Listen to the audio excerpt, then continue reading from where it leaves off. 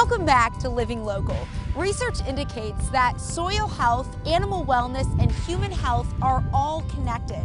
We're here at Grateful Graze in Cambridge, Illinois, where farmers are on a mission to bring healthy food from healthy soil to local families. Now I'm joined by the owners of Grateful Graze. I have Robin and Monty Bottens, as well as Alyssa Bradley, and she's the Family to Farmer Director. Thank you guys so much for letting us stop by. Well, thank you for coming out here. So, Robin, give us a little history behind Grateful Graze.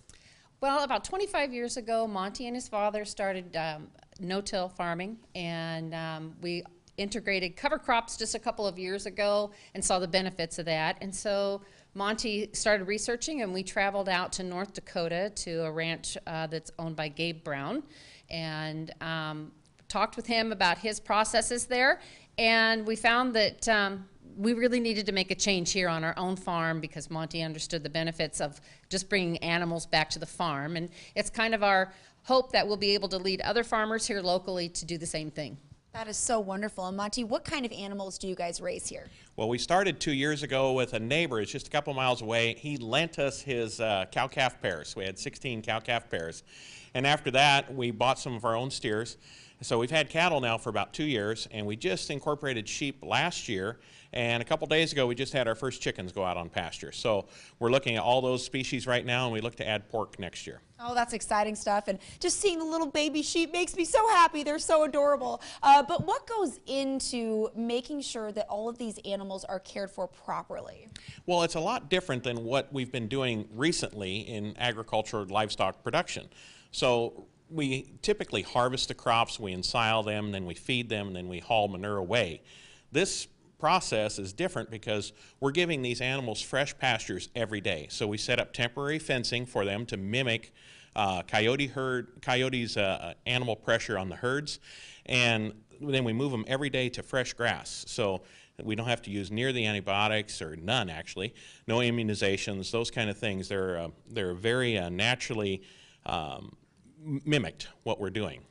And Monty, what is the difference between pasture-raised animals as opposed to, and grass-fed as well, as opposed to traditionally raised animals? So grass-fed standard means there's no grain ever. So there's no grain in their diets at all. They get a high diversity of forages that they get to eat from every day. The other thing is there is no barn, there is no lot, no confinement. So they're free to exhibit their natural behaviors on a daily basis. So that's the main differences, is that they're able to do how they were designed to be. We've kind of taken some shortcuts in the name of efficiency, and we just realized that maybe there's some things we need to do to back up a step like my grandparents used to do here on this farm, where they would pasture raise their animals.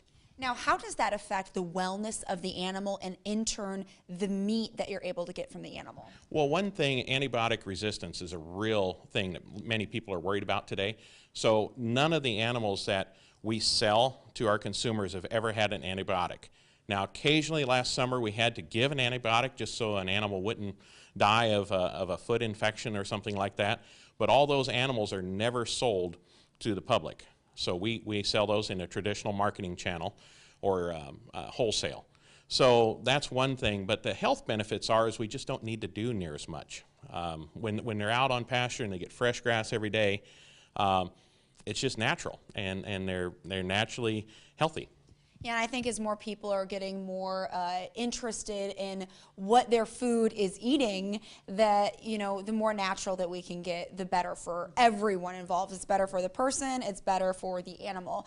And Alyssa, I'm just curious, why do you think that people should maybe try out Grateful Graze instead of going to the grocery store or other online options? Well, we have a certification through a third party. We are certified through the Animal Welfare and American Grass-Fed Association. But we found that that can be kind of confusing and maybe even misleading to a couple of customers. So we invite them out to our farm tours. And that's a good way for them to see for themselves what they are truly eating, how they are raised, where they live.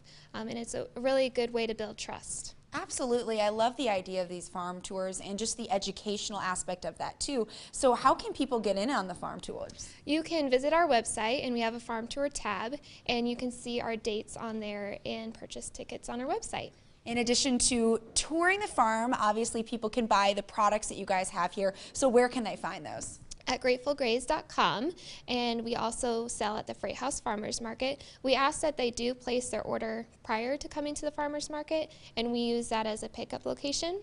And we actually just got into Hy-Vee on Devil's Glen in Bettendorf, so if that's a more convenient route for them, that works too. Alyssa, how does the ordering and delivery process work? So you can place your order online at gratefulgraze.com and either choose a pickup location, such as a Freight House Farmers Market, or you can choose home delivery, and we will bring it to you within the next day or so. So it's a really easy process. We hope to bring the convenience to the customer. That's so exciting. And last question to wrap up here, what's the most rewarding part of this whole process for you guys?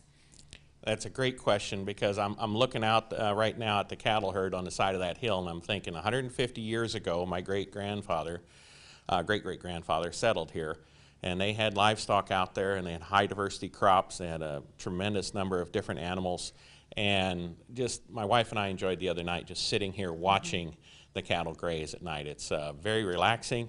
It's what's most rewarding to me is we know we're doing the right thing. And ultimately, we want to learn how to make these practices work here on row crop land so that we can teach other farmers locally how to have the advantage of livestock on their land, improving soil health.